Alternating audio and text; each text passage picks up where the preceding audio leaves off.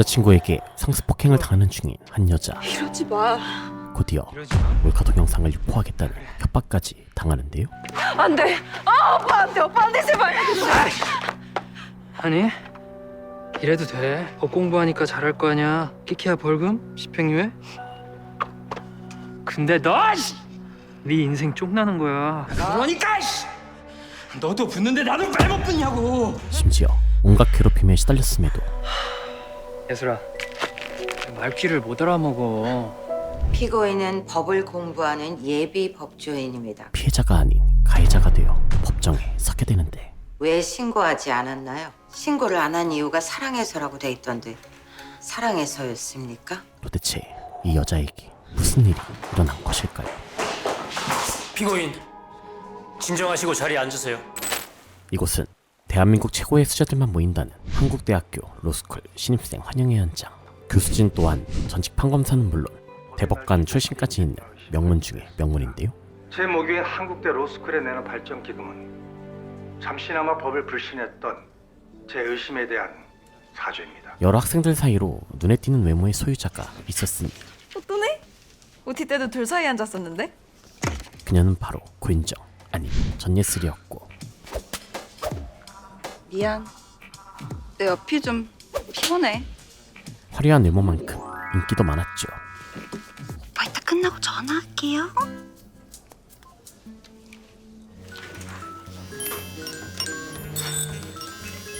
로스쿨답게 예슬을 포함한 모두는 수제 소리를 듣던 똘똘이들이었지만 쩐다. 나 서지호보다 잘한 거 싫어?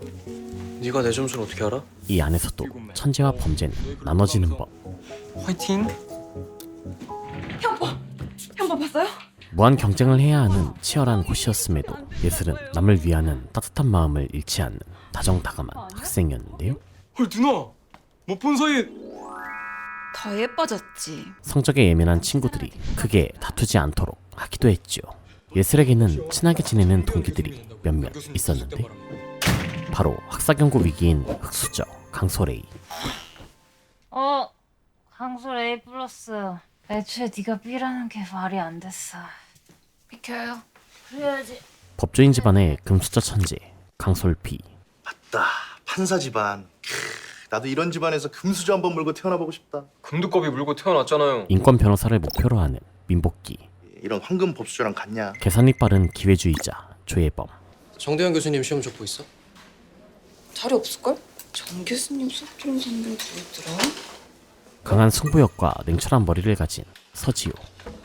혹시 기출과 할 수 있으세요? 마지막으로 정대현 교수님 학부 시험 기출.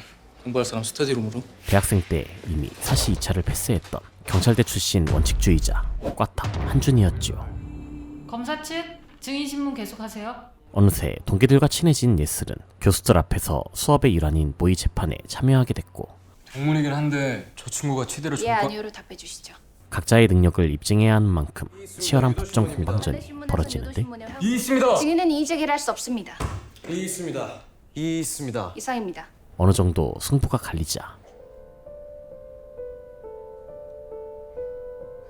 30분 휴정합시다. 담당 교수 서병주가 휴정을 하는데요.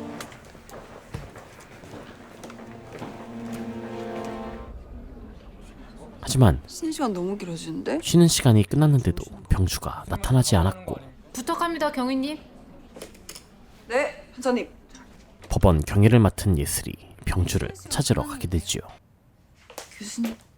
그런데 자고 있는 줄 알았던 병주가 사망한 채로 발견됩니다.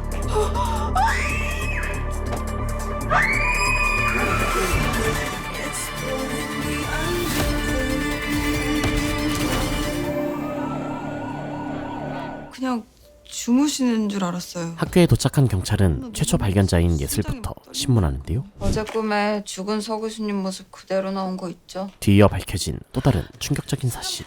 사무실이랑 차 안에서 발견했다는데? 그건 바로 병주가 마약 중독자였다는 사실이었지요. 서병주 교수님 모의 재판 수업 양크라테스가 대신한다는데. 바로 다음날 그래서 뭐라고 했나요? 싫다고 했습니다. 양종훈 교수가 서병주 교수의 수업을 대신하는 중 죽을 작정이었다면 형사들이 난입하고 주모. 서병주 교수님 사건 때문에 경찰에서 나오셨습니다. 잠시 협조 부탁드립니다. 죽은 서병주 교수의 방에서 발견한 족적들을 확인하더니 여성 하일 235. 저요. 제가 최초 발견자니까 당연히 있죠. 저도 의심받는 거예요? 예외는 없습니다. 부검 결과 서병주 교수의 사인은 약물 과다로 인한 타살로 추정되며 약물은 입니다. 설탕과 섞어 조제한 군요. 누군가가 치사량의 탄 커피를 서병주 교수에게 강제로 먹인 것으로 보입니다. 각종 증거를 보여주며 분위기를 조성하는데 저희가 여기 온 건 여러분들에게 기회를 주려고. 협조를 구하러 온 줄 알았더니 협박을 하러 오셨네요. 협박이 아니라 왜 협박인지 말해볼 사람. 협박으로 상대방에게 공포심을 유발하거나 의사결정권이 침해당할 경우 그 죄가 성립됩니다. 기회를 주겠다는 발언에 공포심을 느낀 사람 수업을 방해한다며 그들을 쫓아내죠. 나가주시죠. 양 교수님, 이 안에 범인이 있다 해도 수업 중에 데려갈 수는 없습니다. 그런데 검사는 지금 소설을 쓰고 소설은 피고인이 썼습니다. 사실에 입각한 진술만. 쫓겨난 형사들이 다시 들이닥치더니 로스쿨 교수로 재직 중인 양종훈을 당신을 서병주 살해 용의자로 긴급 체포합니다. 유령 용의자로 긴급 체포하는데요. 당신은 묵비권을 행사할 수 있고 변호사를 선임할 수 있으며 공포의 얌크라테스라 불린다지. 전직 검사 출신 양종훈. 예전에 같이 일했던 검사님이요. 지금은 여기 로스쿨 교수 양종훈 교수님. 일명 양크라테스라 불리는 그는 양종훈이다. 형법을 가르치. 악법도 법이다를 외쳤던 소크라테스와 같이 자신의 감정은 배제한 채 오로지 사실과 법리에 입각해 정의를 실현해야 한다는 신념 아래 교수로서 훌륭한 법조인은 못 만들어내더라도 양아치 법조인은 단 한 마리도 안 만들겠다. 이 사건의 쟁점은 올바른 법조인을 키우기 위해 힘썼던 교수였습니다. 똥머리 학생. 깐깐한 성격 탓에 비록 학생들 사이에선 깊이 1호 교수였지만 울고준 줄 알았던 그가 체포됐다는 사실은 학생들에겐 꽤나 큰 충격으로 다가왔지요.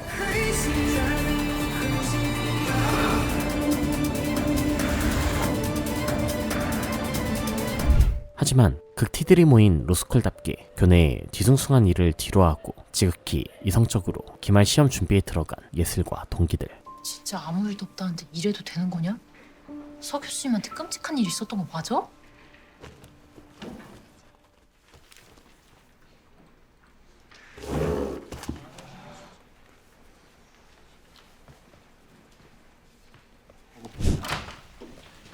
그런데 검사 출신 아니랄까봐 그새 종훈이 뛰어난 언변으로 구속을 피하면서 다시 수업에 복귀했고 대학생 김철수는 여자친구와 데이트를 하던 중 화장실에 갔고 하필 선글라스를 낀 예슬이 수업에 지각했는데요. 거기 선글라스 낀 학생. 죄송합니다. 눈에 다래끼가 나서. 대법원 판결은? 죄송합니다. 정대현 교수님이 수업하시는 줄 알고 미처 준비를 못했는데. 너 여기 앉아있을 이유가 없네. 나가도록. 교수님. 과제 안 한 사람들 알아서 나가지. 때때로 예슬은 친하게 지내는 강소레이조차 이해할 수 없는 기이한 행동들을 했는데요. 야, 괜찮아? 괜찮아요.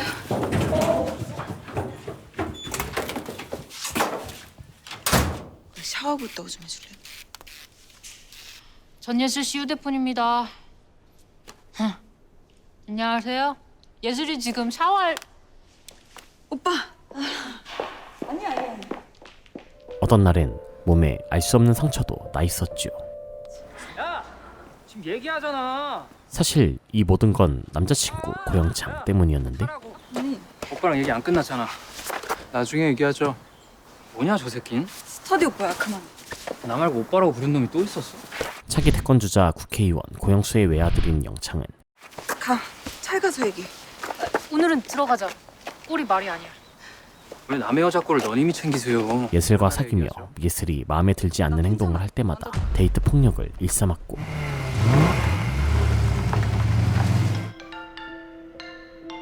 무음으로 하죠. 영창에게 시달리던 예슬은 그의 연락을 피했지만 그럴 때마다 학교까지 찾아와 예슬을 힘들게 했던 것이었죠. 그런데 그날 밤 예슬아. 영창에게 시달렸던 예슬이 기숙사에 혼자 있기 싫다며 강소레이와 비의 방으로 찾아갔는데요. 나 이거 재워주면 안 돼요? 여기서? 혼자 자기 싫어서. 그래. 늦은 밤에도 영창의 집착은 계속됐고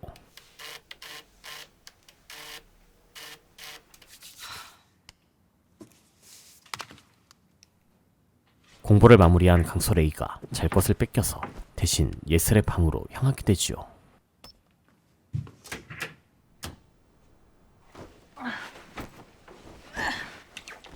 그렇게 강소레이가 잠에 드는데 다음 순간 예슬의 방에 영창이 전화를 왜 안 받아? 직접 찾아옵니다. 오빠 걱정했잖아. 또 뭐야? 여기가 어디라고? 놀란 영창이 달아나지만 이내 준이에게 붙잡히고 마는데요. 얘가 왜 네 방에 있냐고. 내가 얼마나 놀란 줄 알아? 야, 놀란 건 나야. 외부인이 출입할 수 없는 이곳에 영창이 침입할 수 있었던 건 내가 줬어요. 계속 몰래 드나든 거야? 룸메 휴학하고 혼자 있으니까 잘 때 무섭다잖아. 예슬이 자신의 사생증을 영창에게 줬기 때문이었고 신고할게. 오빠. 내가 오빠라고 하지 말랬을 텐데. 영창은 폭력으로 예슬을 조정하려 하는데요. 이 새끼 내가 누군 줄 모르네. 야, 잠깐. 강소레이가 신고하려는 준이를 막아서는데 남친 몰래 들어오게 해서 잠까지 잔 거 발각되면 기숙사 퇴출이야. 어쩔 수 없지. 그게 원칙이잖아. 내가 찾아올 줄 몰랐어? 미안. 그 사이 영창은 자신을 피하는 예슬을 다그치기 시작하지요. 이렇게 밤마다 드나들면 나 기숙사에서 쫓겨나. 쫓겨나. 나랑 같이 살자니까? 오빠. 그때 내놔야 사생증. 합의를 본 두 사람이 딱 한 번만 눈 감아주기로 하고 진짜 고마워요 언니. 가자. 그냥 가면 안 되지. 대신 나선 준이가 써. 협박을 곁들여서 다신 출입하지 않겠다는 각서를 받아냈지요. 여자 기숙사나 침입한 네가 누구 아들인지 내가 떠들면 너보다 네 아버지가 실검일이 장식할 텐데. 새끼가 이씨. 미안해 언니. 강소레이는 영창에게 휘둘리기만 하는 예슬을 걱정하고 그런 거 아니에요. 집착은 사랑이 아니다. 예슬은 애써 괜찮은 척 하는데요.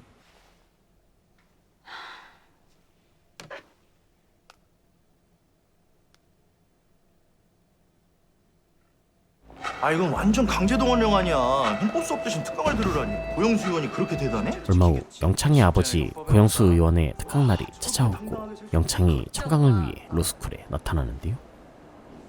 먼저 들어가. 예슬은 결혼까지 약속한 영창에게 제대로 가스라이팅 당하고 있는 듯한데 저 새끼는 로스쿨생도 하는데 여기는 왜 온 거야? 여기 들어오려고 준비 중이란다. 예?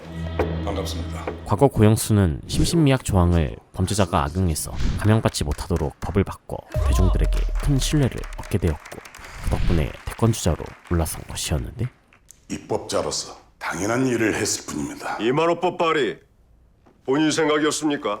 그럼요. 제가 듣기론 그 당시 한국대 학생이 의원님을 찾아가 제안한 걸 덥석 물어드신 걸로.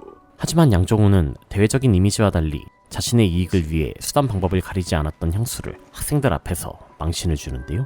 로스쿨 살인마로 심적 충격이 크신 건 알겠는데 법정에 익숙해 괜찮습니다. 정말 충격은 여기 형법 수업을 들어야 할 학생들이 강제 동원대에 앉아 있다는 겁니다. 강제 동원이라니요?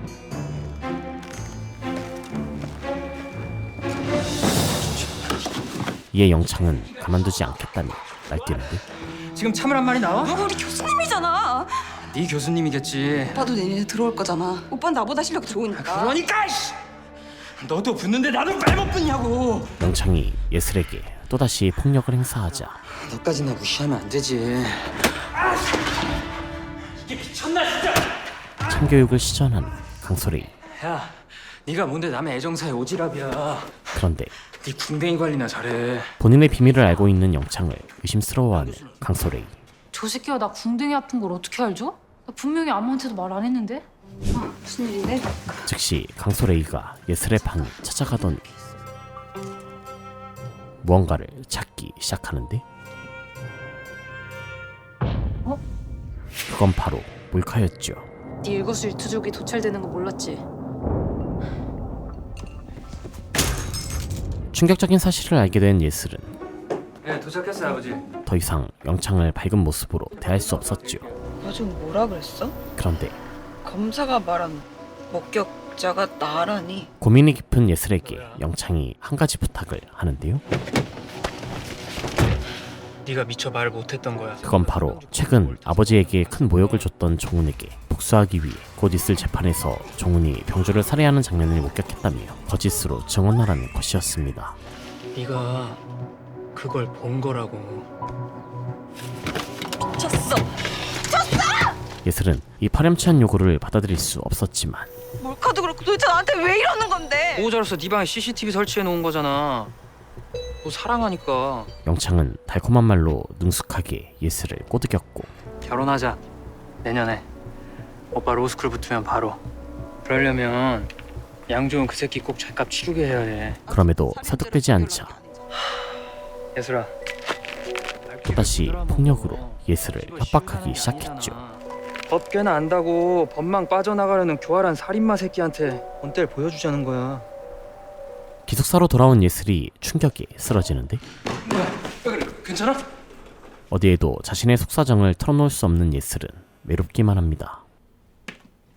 그때 이건 네가 가지고 있어. 준이가 받아두었던 영창의 각서를 예슬에게 넘겨주고 만약 또다시 예슬을 폭행할 시 법적 처벌도 감수하겠다며 영창이 직접 작성했죠.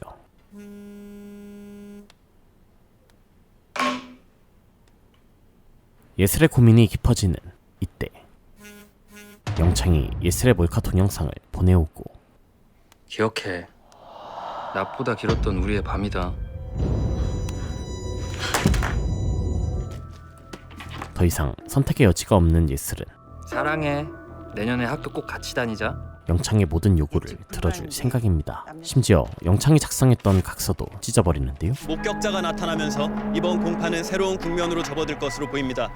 잘할 수 있어. 얼마 후 예슬이 증언해야 하는 날이 다가오고 네가 오늘 잘만 하면 너만 합격한 거 너는 미안해하지 않아도 돼? 이때 준이가 나타나서 종훈에 대해 증언하려는 예슬을 묵묵히 응원해주고 잘해.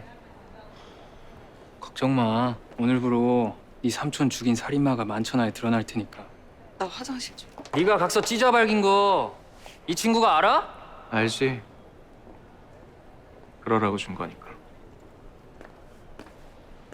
준이로 인해 다시 한번 양심의 가책을 느낀 예슬이 흔들리기 시작하는데 재판 시작 전에 지금이라도 막아야죠. 이러나 중 강소 레이가 예슬을 막아야 한다며 민법 교수 은숙을 설득하는데요. 예슬이 본인이 선택한 거야. 양 교수는 그 선택을 존중한 거고. 예슬이 때문에 양 교수 걱정되는 마음은 알겠는데. 그게 아니라요. 저 지금껏 양 교수님 의심한 적 한 번도 없었는데 다른 사람도 아니고 예슬이가 봤다니까 예슬이 말이 맞는 게 아닐까. 강소 레이는 예슬을 비난하긴커녕 오히려 종훈이 진짜 범인일 수도 있겠다는 생각에 힘들어하고 있었죠. 그렇게 시작된 양종훈의 공판. 제가 너무 떨려서요. 청심환 하나만 더 먹어도 될까요? 네, 그렇게 하세요. 종훈은 위증임을 알면서도 제자 예슬이 증언을 편하게 할 수 있도록 배려해주고 눈 마주치면 피차 불편할 테니 양해 부탁드립니다. 담당 검사 진영우가 예슬을 신문하는데요.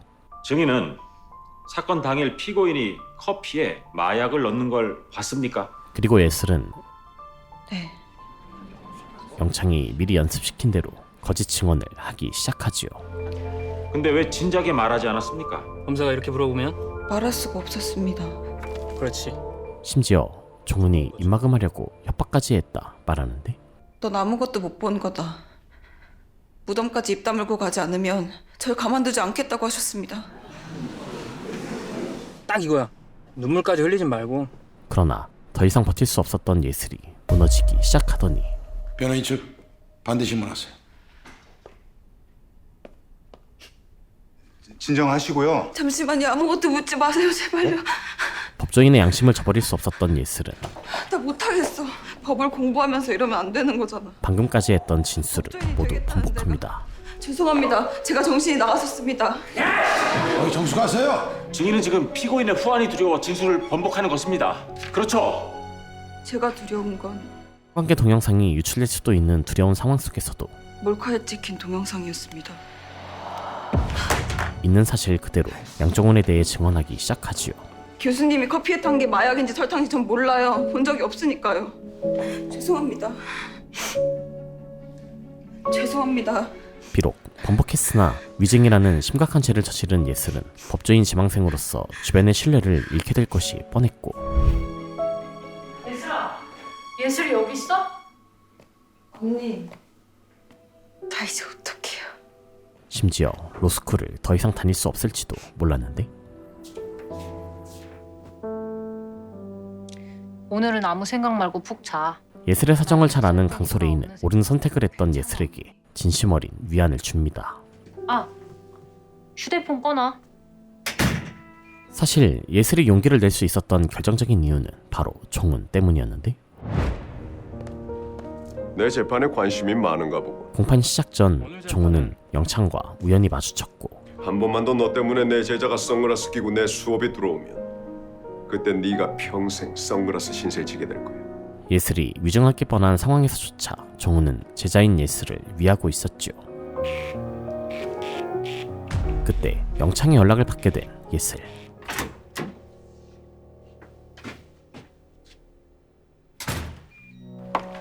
영창은 이를 그르친 예슬을 괴롭히더니 구구란 말 안 들려? 이러지 마. 예슬의 몰카 동영상을 유포하려 하는데요. 안 돼. 아, 오빠 안 돼. 오빠 안 돼. 제발.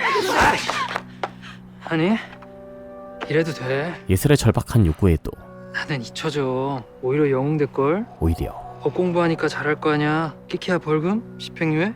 피해자가 더 고통받는 현실을 이용해 근데 너! 네 인생 쪽나는 거야. 예슬을 농락하기 시작합니다. 가해자는 나지만 인생 끝나는 거 너라고. 어떻게 날 사랑한다면서? 내 사랑 배신한 거 너잖아. 영창이 동영상을 유포하려는 순간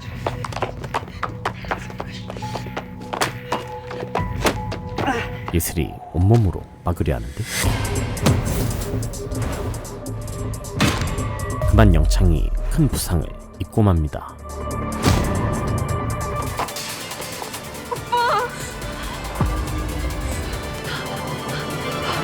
위급한 상황에 누군가 나타났는데 교수님. 바로 종훈이었죠. 응급 환자가 생겼으니 빨리 좀 와주세요. 언니 오빠. 구급차 2대 부탁드립니다. 예슬인 제가 업고 뛸게요. 한국대 병원님 그게 더 빨라요. 충격으로 쓰러진 예슬을 준이가 한국대 병원까지 데려가고 수술 들어간 것 같습니다.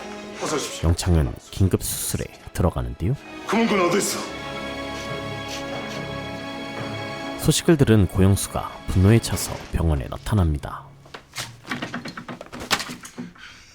네가 감히 내 아들을 환자입니다. 안 죽여!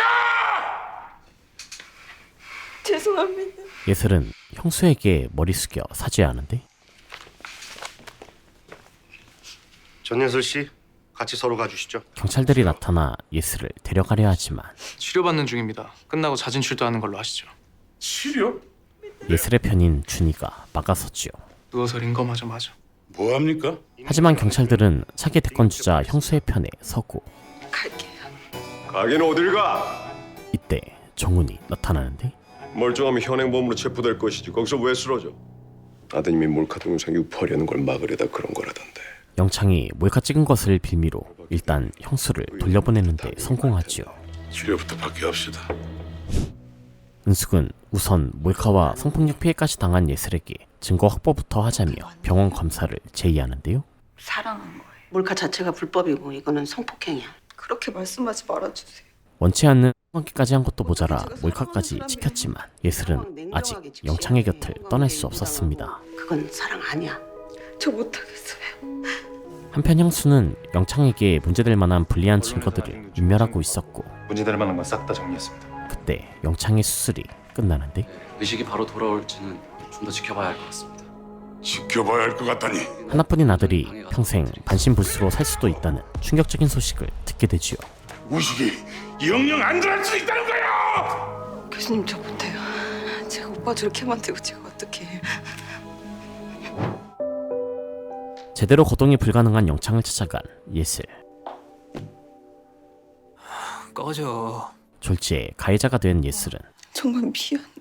진심을 다해 사과하지만 미안. 영창은 용서할 생각이 없었고 급기야 합의해도 처벌받는 중상해죄로 예슬을 고소해버렸죠. 혼자 있는 거야? 엄만 변호사 알아본다고 나가셨는데 다들 안 하려고 하나 봐요. 왜? 알아서들 기는 거지. 하지만 차기 대권주자인 형수에게 감히 맞설 용감한 법조인은 아무도 없었고 빨리 변호사가 결정돼야 합의 얘기도 꺼내볼 텐데. 안 해줄 거예요. 바라지도 않고요. 그래도 합의를 해야. 중상해죄예요. 이대로라면 예슬은 로스쿨 퇴학은 물론 법적으로도 꽤 무거운 형량을 받을 수도 있었죠. 학교 나와. 변호사 구할 때까지 재판 준비 같이 하게. 전세도 꼴 좀 보라고. 죽을 뻔했다가 겨우 목숨만 부지했는데 중상해? 초호와 변호인단을 꾸린 형수는 반신불수가 된 아들을 보며 분노를 참지 못하고 무려 살인미수로 공소장을 변경하라 명령하는데 쉽지 않을 겁니다. 비싼 돈 받아먹으면서 쉬운 것만 하시려고요? 하지만 누구보다 법을 악용하는 방법을 잘 알고 있는 형수는 사실관계를 제대로 파악해야지. 지우려던 거 했대잖아. 그 물건한테 헤어지자고 하면서. 상황을 유리하게 조작해서 예슬의 인생을 지옥에 처박을 작정이었고 평생 얼굴을 못 들고 살게 해주겠다는 거야. 살인미수 정 안 될 것 같음 살인미수 이상 형량 받아내. 네. 모든 권력을 동원해서라도 철저히 짓밟아 복수하려 합니다. 아, 다들 모인 건가? 은숙은 변호사를 구하기 힘들어하는 예슬을 위해 제자들과 함께 방안을 찾으려 하는데요. 양형 줄이려면 합의부터 해야죠. 가능할 것 같아? 필요하면 가서 무릎이라도 꿇어야죠. 딴 놈한테 물어보면 무슨... 내가 꿇을까? 합의 안 해도 되는 방법을 좀 생각해봤는데요. 이에 강소 레이는 정당방위로 무죄를 주장하자 제안하죠. 저도 같은 생각입니다. 정당방위는 웬만하면 인정 안 되는데. 하지만 법원에서 정당방위를 엄격하게 해석하기에 인정받기는 쉽지 않았지만 최근 1심 판결에서 정당방위를 인정받은 사례가 있었죠. 2심 대법원에서 뒤집어질 수도 있는데? 안 뒤집어질 수도 있지. 하급심에서나마 이런 판결이 나왔다는 건 해볼 만한 싸움이라는 거지. 예술이 무죄. 한번 끌어내보자. 거기 변호사는 누군데요? 그렇게 시작된 예슬의 1차 공판. 뭐야, 이게 다 변호사야? 누가 저렇게 어마무시... 미친 거 아니? 그런데 예슬은 아직 변호사를 구하지 못했고 재판부에서 지정한 국선이 또 사임했대. 그럼 오늘 누가 나오는 거임? 이대로면 제대로 된 재판조차 받기 힘들 수도 있었죠. 피고인, 변호인 언제 오는 겁니까? 제가 나가볼게요. 바로 그때 예슬의 변호를 맡을 변호사가 나타나는데 그는 바로 최근 서병주 교수 살인 용의자로 재판을 받고 있는 교수 양종훈이었죠. 저게 가능해? 하지만 형수의 하수인들이 가만히 두고 볼 리 없었고 현재 로스쿨 교수는 변호사 활동을 못하게 되어 있습니다. 형사소송법 제31조 적법한 절차에 의해 피고인의 특별 변호인으로 선임되었습니다. 변호인은 변호사 중에서 선임하여야 한다. 단 대법원 이외의 법원은 특별한 사정이 있으면 변호사 아닌 자를 변호인으로 선임할 수 있는 법령이 있었죠. 변호사가 많아진 지금은 사문화되거나 마찬가지인데. 살려내셨습니다. 존경하는 재판장님께서. 대체 그 특별한 사정이라는 게 뭡니까? 종훈은 엄청난 권력자를 상대해야 하는 예슬이 특별한 사정을 가진 것이라 어필했고 재판부에서 그걸 허가했단 말이야? 예슬의 특별 변호인이 돼주기로 한 종훈은 학생들이 변호 실무를 체험할 수 있는 귀중한 기회를 얻을 수 있다며 대법관 출신 로스쿨 원장 오정희를 설득했지요. 이게 받아들여지면 로스쿨 교수가 국선 변호를 할 수 있는 물꼬를 틀 수 있게 됩니다. 원장님께서 주장하시는 리걸 클리닉을 통한 학생들 실무 교육 강화가 현실화되는 거죠. 그렇게 예슬의 변호를 맡게 된 종훈은 재판부와 국민의 준엄한 심판을 받고자 국민 참여 재판으로 신청합니다. 피고인은 정당방위로 무죄임을 입증할 것입니다. 형수가 수작을 부리기 힘든 국민 참여 재판을 신청하는데요. 국참이 영창군한테 나쁜 것만도 아닙니다. 언론이 로스쿨 살인마가 변호한다고 떠들어주면 배심원들한테 불리할 거고 정당방위 어림도 없습니다. 자네 손에 달려있구만. 참으로 가는 게 잘하는 걸까? 고영창인가 한쪽 사지 마비 상태라며. 그래도 재판부 판단에만 맡기는 것보다 나을걸요. 주심 맡은 판사 아들이 2년 전 사고로 하반신 마비가 됐거든요. 정당방위로 무죄를 입증하려면 그 재판부에서 정당방위 인정한 건 단 한 건도 없어요. 단 한 건도? 입안을 만들지 뭐. 예슬이 영창에게 당해왔던 범죄 사실부터 밝혀야 했기에 맞고소를 해야 했지만 고소 안 하고 싶어요. 왜지? 알아, 예술이 네 맘은. 난 모르겠으니까 말해보지. 영창에게 장애를 입힌 것에 죄책감을 느끼는 예슬이 모든 책임을 짊어지려 하는데요. 저 때문에 오빠는 평생 장애를 안고 살아야 할지도 모르네. 어줍잖은 죄책감으로 재판을 망치겠다. 내 첫 변호에 초치고 싶나? 자네 생각을 바꿔보지. 양 교수. 너 마음 가는 대로 해. 얼마 후 영창의 호출을 받은 예슬이 병실에 찾아가는데 널 왜 불렀는지 알아? 가까이 좀 와봐.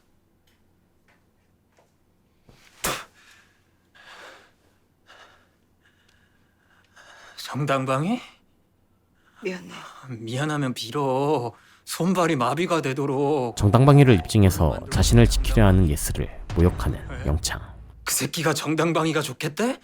동영상도 유포하려던 게 아니라 삭제하려고 했다고. 개소리. 소설 썼다니까. 한편 예슬을 대신해 고소장을 쓰려던 동기들은 영창 쪽 변호인단의 어이없는 주장을 접하게 되는데 고영창과 예슬이 3년 넘게 사귄 연인 사이야.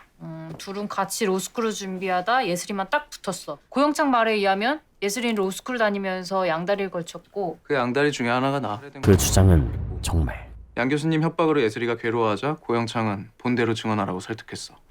진짜 들어줄 수가 없네. 결국 예슬이는 그렇게 하기로 결심했는데 양 교수님 편인 내가 예슬이를 협박해서 증언을 번복하게 했던 거야. 쓰레기 같은 내가 밤마다 네 기숙사방 드나드는 걸 폭로하겠다고. 한준이 그 새끼가 협박했다며? 거짓말로 도배되어 있었죠. 그 새끼 협박에 나 배신하고 증언 번복했으면 나랑 헤어질 각오한 거 아니었어? 동영상 삭제하겠다는 날 왜 네가 막냐고. 더 이상 당하고만 있을 수 없었던 예슬은 꼭 일말의 반성도 없는 영창과 회복되길 기도할게. 맞서기로 굳게 결심합니다. 기도는 감옥 가서 내. 어떻게 이따위 개뻥이 먹힐 수가 있냐고. 고영창 휴대폰, 노트북, 차 블랙박스까지 다 없앴는데 누나가 데이트 폭력으로 당한 걸 피력해야 되는데. 안 돼. 아니 그게 안 된다는 게 아니라 이게 언론에서 다루면 가짜 뉴스가 되는 거잖아. 예슬은 혹시 몰라서 보관했던 그동안의 데이트 폭력 자료를 종훈에게 건네는데요. 고소하겠다는 건가? 제 무죄를 입증하는 데만 써주셨으면 해요. 오빠가 절 아프게 한 대가는 이미 치르고 있으니까요. 사실관계를 분명히 하지. 그 친구는 자네한테 저지른 범죄의 대가를 치르는 게 아니야. 범죄를 저지르다 뜻밖의 사고를 당한 거야. 자네 탓이 아니라 본인 탓이지. 어떻게든 승소하지 않으면 고영수 의원이요. 예전에 가짜 뉴스로 상대 후보 쌀하게. 모의작당에 능한 고영수가 예슬한테 무슨 짓을 저지를지 몰랐죠. 고영수 의원 상습범이에요. 불길한 건 이게 먹힌다는 거죠. 저 예슬이 정당방위 인정받아서 고영수 의원한테 본때를 보여주고 싶어요. 가짜 뉴스 같은 파렴치한 수법 더는 안 통한다는 거 꼭 보여주고 싶어요. 그리고 얼마 후 총장님. 형수가 직접 학교까지 찾아와 예슬을 겁박하는데 부끄럽지도 않아? 영창군에게 속죄하고 자숙하고 있어도 시원찮을 판국에. 총장님. 너랑 양다리라고 모함하는데 넌 안 나서는 게 좋지. 무죄 추정의 원칙을 개똥으로 하는 형수를 로스쿨 원장 오정희가 막아섰죠. 양 교수님 무죄 판결 나오면 이렇게 학생들 앞에서 흥분하신 거 망신스러우실 텐데. 뭐요? 이런 물건은 학교에 얼쩡거리게 하지 말아야죠. 왜 이 범죄자를 싸고 들지 못해서? 범죄자인지 아닌지는 두고 보시죠. 이후 아이들은 예슬을 돕기 위해 재판 전략을 짜기 시작하지만 우선 일반 재판이든 국참이든 정당방위 자체가 인정된 사례가 흔치 않아. 뭐야? 정당방위 인정된 건 꼴랑 하나? 배심원들도 재판부처럼 정당방위 기준을 엄격하게 본다는 거지. 그럴 거면 차라리 일반 재판으로. 그랬다가 고영수 인맥으로 재판부에 손 쓰면 중요 쟁점인 영창이 몰카를 찍어서 유포하려 했다는 걸 증명하는 게 아주 어려웠고 유포하겠다고 문자로 협박받은 건 없어요? 예슬이 방 시계에 몰카 심어놓고도 예슬이 보호하려고 동의해야 한 거라고 뻔뻔스레 우기는 놈이야. 지 아빠 닮아 완전 교활한 놈. 협박받았을 때 바로 녹음이라도 해줬으면. 몰카를 인식했을 때 피해 사실을 바로 신고한 것도 아니라 찍은 거 알았을 때 당장 삭제하라는 문자 하나만 보냈어도 법 공부한 사람이 치밀하게 대처했어야지. 치밀할 만큼 했거든요. 예슬이 가진 증거만으론 범죄 사실을 입증하기 어려웠는데 그래도 이 정도 폭력을 행사하는 놈이면 충분히 몰카도 찍을 수 있다. 유추해서가 안 통해 형사법에서. 배심원들한테 통할 수도 있지 않을까? 이거 보여주면. 그 전에 이걸 보게 되겠지. 다른 증거들은 모두 형수가 없앤 뒤라 재판을 이기기가 쉽지 않아 보였죠. 그로부터 얼마 후 사건 번호 2020 고합 311. 사전 만남을 갖게 된 양측. 이번 국참에서 배심원들에게 본 변호인이 살인 혐의로 재판받는 피고인임을 부각하는 더티 플레이는 없었으면 합니다. 그렇게 하시죠. 참석 의사를 밝힌 배심원 후보자는 총 41명. 유리한 배심원도 중요하지만 양 교수님 스타일이 배심원들한테 먹힐지도 문제죠. 이름까지도 배심원인 국민참여재판 승률 100%를 자랑하는 마성의 매력으로 배심원들을 사로잡는 이름도 배심원이래. 막강한 검사를 배정받은 영창 측. 배심원들한테 잘 보이려면 잘 보일 생각 없어. 사실과 법리에 입각해. 그게 전부가 아니라니까. 그녀는 과거 연수원 시절 종훈에게 고백했다가 대차게 차인 악연 아닌 악연이 있는 검사였죠. 당신의 최대 강적이지. 진영우도 강적이었어. 진 검사는 당신한테 차인 적 없잖아. 배 검사는 연수원 때. 가차 없이 차였지. 오랜만이네. 반갑다 친구야. 차인 지가 언젠데. 이제와 도끼품 깔 만큼 좋아하긴 했다. 그대로네 양종훈. 시작하시죠. 종훈은 형수가 배심원들을 매수할 것을 우려해 좀 더 증인을 줄일 수 없나요? 최대한 추린 건데요. 전 그러심 재판을 하루도 하는 게 배심원들이 오염될 우려가 있습니다.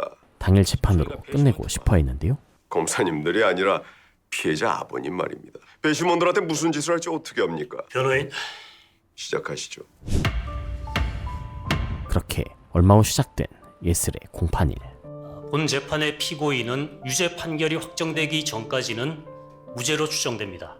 배심원분들은 증거 재판주의에 의해 오로지 이 법정에서 채택 조사된 증거에만 기초해 이후 무죄를 판단해 주시기 바랍니다. 피고인 전예슬은 3년 동안 피해자와 교제해온 연인 사이로 심원은 로스쿨에 혼자 합격한 예슬이 준이와 양다리를 걸쳤으며 이중교제 사실을 알게 된 영창이 결별을 선언하자 피고인은 헤어질 수 없다고 매달렸습니다. 예슬이 폭력을 행사한 것으로 몰아가고 헤어지겠다며 둘만의 소중한 영상까지 삭제하려 하자 안 되겠다 너 진짜.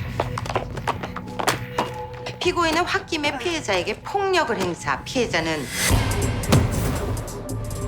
바닥에 머리를 부딪혀 중상해를 입었습니다. 몰카가 아닌 합의하에 찍은 둘만의 소중한 영상이라고 주장하는데요. 로스쿨 합격과 불합격으로 둘 사이 균열만 생기지 않았어도 둘은 결혼을 약속한 열렬히 사랑한 사이였으니까요. 둘만의 사랑을 영상으로 찍어 영원히 간직하자고 약속할 만큼요. 피해자는 치명적 뇌 손상으로 사망을 가까스로 면하고 반신마비 상태입니다. 하지만 공소 사실이 아니라 뻥이네요. 자신감 넘치는 종훈이 반론을 시작하려 하는데요. 빵 터지게 재미라도 있으면 소설이라고 해드리려고 했는데 영 형편이 없어서 말입니다. 변론에 앞서 배심원들의 환심을 사기 위해 동료에게 폭풍 잔소리 들었습니다. 제가 비호감으로 여러분들께 환심을 사지 못하면 저 피고인이 피를 본다나요? 그렇습니까? 아닙니다. 일반인들이 이해하기 힘든 어려운 법정 용어들을 무죄 추정주의와 증거재판주의에 대해 고지하셨을 때 도통 무슨 소리인지 모르겠다는 표정들이시던데 친절히 설명해주기 시작하지요. 뉴스를 봐서 아시는 분들도 계시겠지만 전 로스쿨 살인마로 재판 중인 피고인입니다. 그런데도 피고인의 변호를 맡겠다고 저기 재판부에 특별 변호인 신청을 했고 재판부에선 살인자라는 편견을 버리고 무죄로 추정, 피고인이 곧 범죄자는 아니다를 몸소 보여주신 거죠. 본 사건의 실체적 진실은 피해자에게 데이트 폭력을 당해온 피고인이 영창에게 데이트 폭력을 당해온 예슬의 정당방위를 입증하는 재판이라며 분위기를 반전시킨 종훈은 반신불수가 된 고영창에 대한 연민보다 애초에 피고인에게 유리하거나 불리한 배심원들은 없습니다. 피고인에게 유리하거나 불리한 증거가 있을 뿐. 오로지 증거에 입각해서 올바른 판결을 내려달라고 배심원한테 부탁합니다. 저 인간 국참 처음인 거 맞아? 변호 자체가 처음일걸요? 변호사로서 법정에 서는 것은 처음이지만 배심원의 재판부까지 아주 들었다 놨다 미친 언변과 로스쿨 교수 짬밥으로 상대 측 검사들을 쫄리게 만드는 데 성공한 종훈. 증인이 신고를 받고 피고인을 만나러 병원으로 갔죠. 피고인 곁을 누가 지키고 있었나요? 한준입니다. 이에 맞서 심원은 사건 당일 예슬을 체포하러 왔던 형사를 통해 치료받는 중입니다. 끝나고 자진 출두하는 걸로 하시죠. 예슬과 준이가 각별해 보였다는 증언을 받아내며 선제 공격을 하는데요. 사귀는 줄 알았습니다. 하도 철벽 보호를 하길래. 이상입니다. 곧바로 종훈은 데이트 폭력을 입증할 만한 사진 자료를 보여주며 사진은 띄우지 않겠습니다. 피고인이 보면 고통스러운 기억이 떠오를 테니까요. 반격에 나서고 증인은 피고인에게 이 진단서를 떼어주신 의사시죠. 구타에 의한 상처 맞습니까? 네, 맞습니다. 이보다 더 심한 건 맞습니까? 네. 발길질을 당해 상당히 고통스러운데 피고인의 고통은 상상이 안 가는 거예요. 이유 있습니다. 상상이 가십니까? 구타한 사람이 고영창이라는 증거가 있습니까? 아니라는 증거는요? 하지만 심원은 영창이 병원비를 지불한 것을 토대로 유리한 증언을 이끌어내더니 그때 고영창 씨가 뭘 하던가요? 여자친구가 스토커한테 폭행을 당했다고 폭행 말고 상해 진단서를 떼어달라고 하더라고요. 합의를 해도 처벌받을 수 있는 상해 진단서 말입니까? 예. 그때 피고인의 반응은 어땠습니까? 별 반응 없었던 걸로 기억합니다. 스토커한테 폭행당했던 예슬을 가해자가 아닌 보호자로서 병원에 데려간 것이라 주장하는데요. 피고인을 병원으로 데려간 보호자였습니다. 하지만 진실은 내가 진짜 또 이러면 사람이 아니다. 한 번 더 이러면 진단서 첨부해서 나 고소해. 예슬을 폭행했던 영창이 폭행 흔적을 감추기 위해 그녀를 설득해서 치료를 받게 한 것이었죠. 문디, 지가 때려놓고 데려간 기지. 4번 배심원 정숙하세요. 계속해서 종우는 성폭행을 입증하기 위한 성폭행 검사 자료를 증거로 제출하고 피고인을 잠시 법정 밖으로 나가 있게 해주시길. 본 재판은 성폭행이 아니라 중상해 재판입니다. 피고인은 가해자이기 전에 성범죄 피해자로 보호되어야 합니다. 불편하면 잠시 법정 밖으로 나가 계셔도 좋습니다.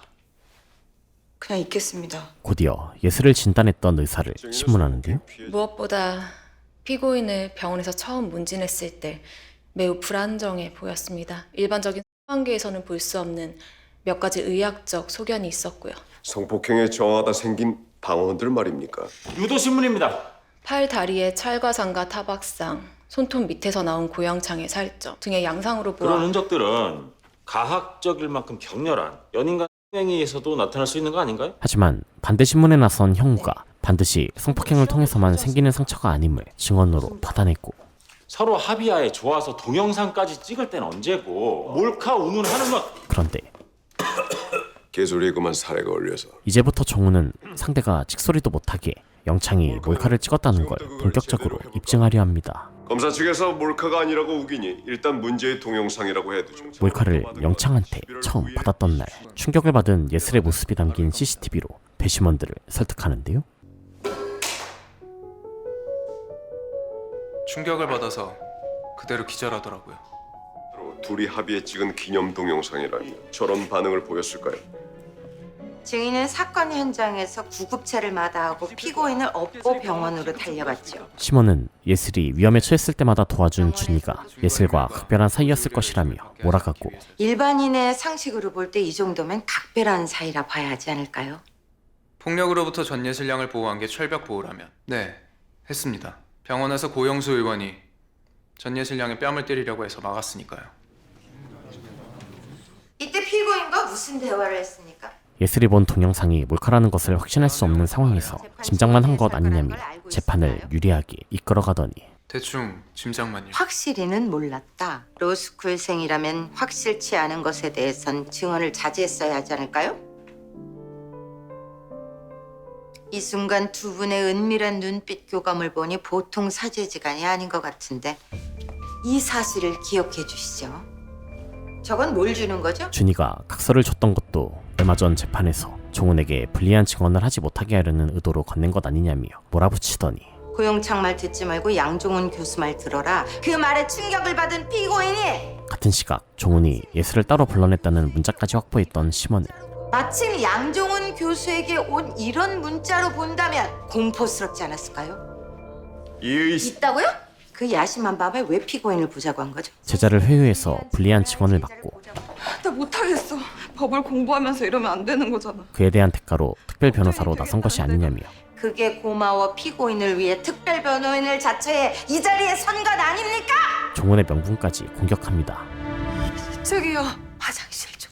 한창 집중하고 있는데 흐름 끊기는 30분간 휴정하겠습니다. 상황이 예슬에게 불리하게 돌아가자 배심원으로 참여했던 강설애의 엄마가 타이밍 좋게 분위기를 끊어주고 이름부터 배심원이라 심상찮더니 완전 강정 만났네. 로스쿨 제자들이 보기에도 상황이 너무 불리하게 돌아가고 있었는데요. 피고인은 법을 공부하는 예비 법조인입니다. 잠깐의 휴장이 끝나고 다시 시작된 재판. 심원은 예비 법조인이라 법을 잘 아는 예슬이 누가 봐도 불법인 몰카와 데이트 폭력을 전혀 신고하지 않았다는 점부터 따지고 들고 왜 신고하지 않았나요?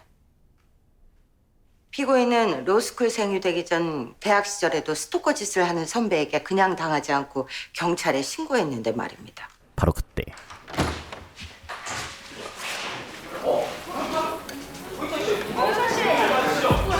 법원에 영창이 직접 나타나 침대쇼를 벌이며 예슬을 당황하게 만들지요. 신문 계속하시죠.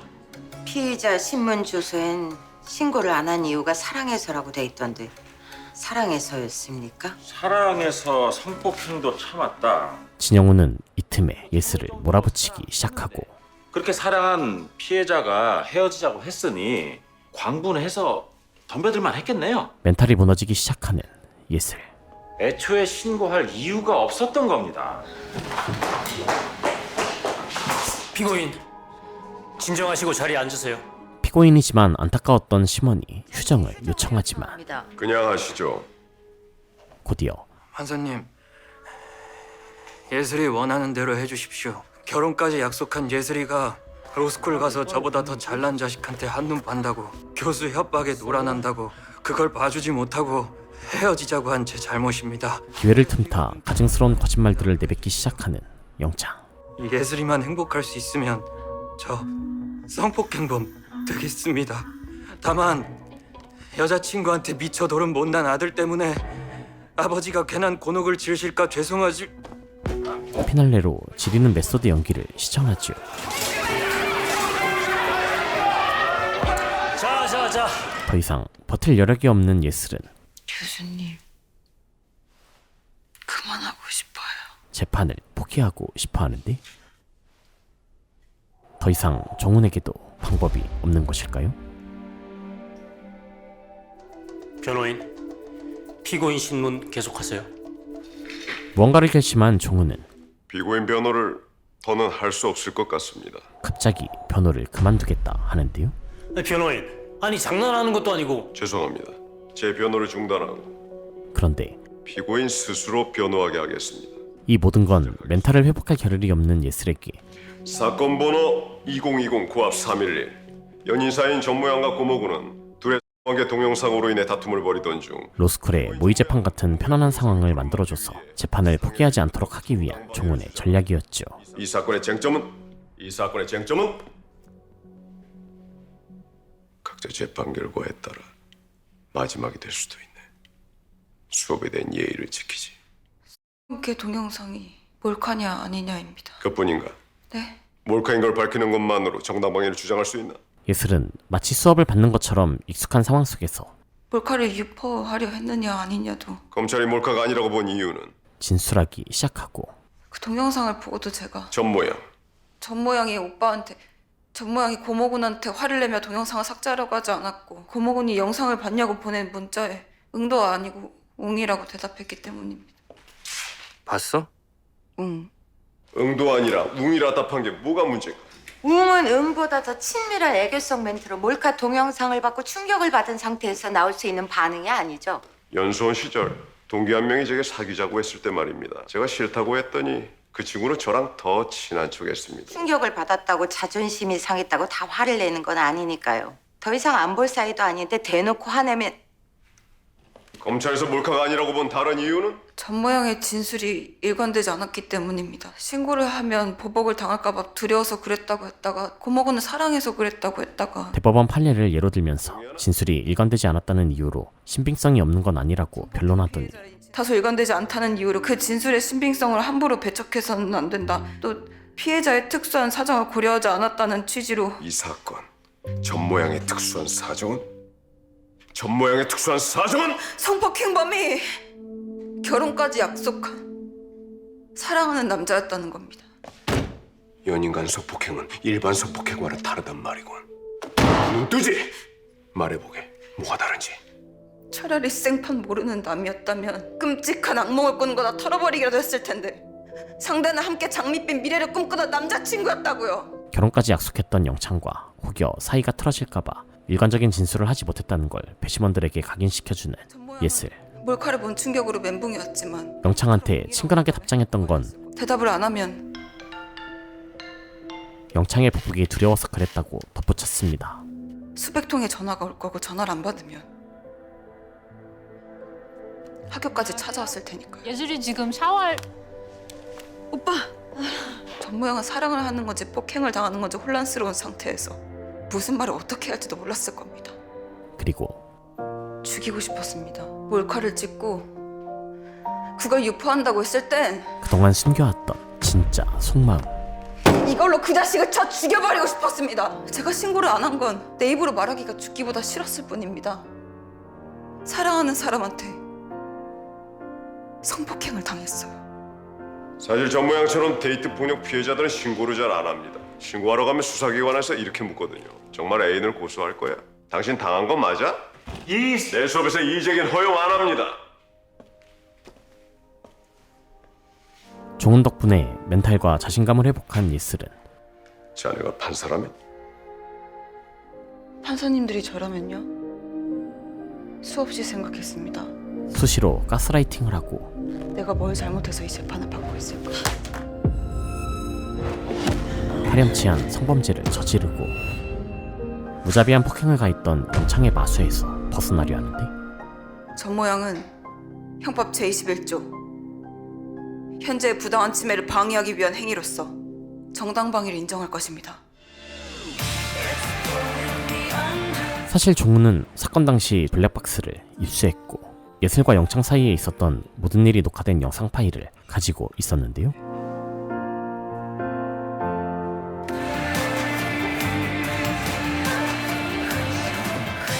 정당방위가 인정되려면 현재의 부당한 침해에 대한 방위 행위여야 합니다. 하지만 정당방위를 제대로 인정받으려면 정당위를 맡고 난 후에 절 때리면 쌍방폭행으로 정당방위가 인정되지 않습니다. 특수한 상황이었다는 걸 입증해야 했고 제 공격을 받는 당시 이렇게 방어하면 정당방위가 인정됩니다.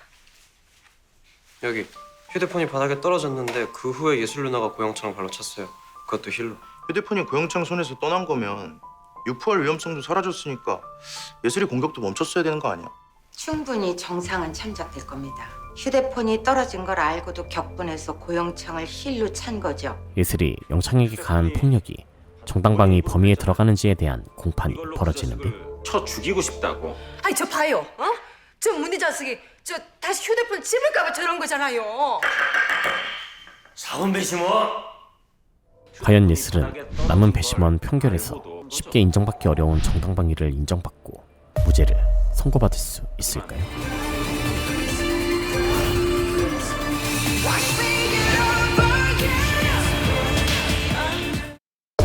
드라마 로스쿨은 2021년 4월 JTBC에서 방영됐던 범죄 미스터리 학원 법정 드라마인데요. 요즘 무빙에서 장혜수로 멋진 활약을 보여주고 있는 고윤정이 연기한 전예슬 시점으로 소개해드렸습니다. 미모도 미모지만 기본적인 연기력이 탄탄해서 전예슬의 서사에서 중요한 역할을 하는 김영민과의 연기 호흡도 발군이었는데 특히 연기하는 캐릭터가 데이트 폭력 피해자라서 배역을 연기하기가 쉽지 않았을 텐데 정말 잘 소화해낸 것 같습니다. 제가 소개해드렸던 전예슬 시점의 이야기뿐만 아니라 미처 소개해드리지 못했던 로스쿨만의 탄탄한 법정 스토리가 정말 재밌으니 고정 댓글 확인하시고 JTBC 공식 홈페이지에서 꼭 본편 찾아보시길 바랍니다. 그럼 저는 다음에 또 재밌는 컨텐츠 소개로 돌아오도록 하겠습니다. 이상 어바웃 타임이었습니다. 이 사건의 쟁점은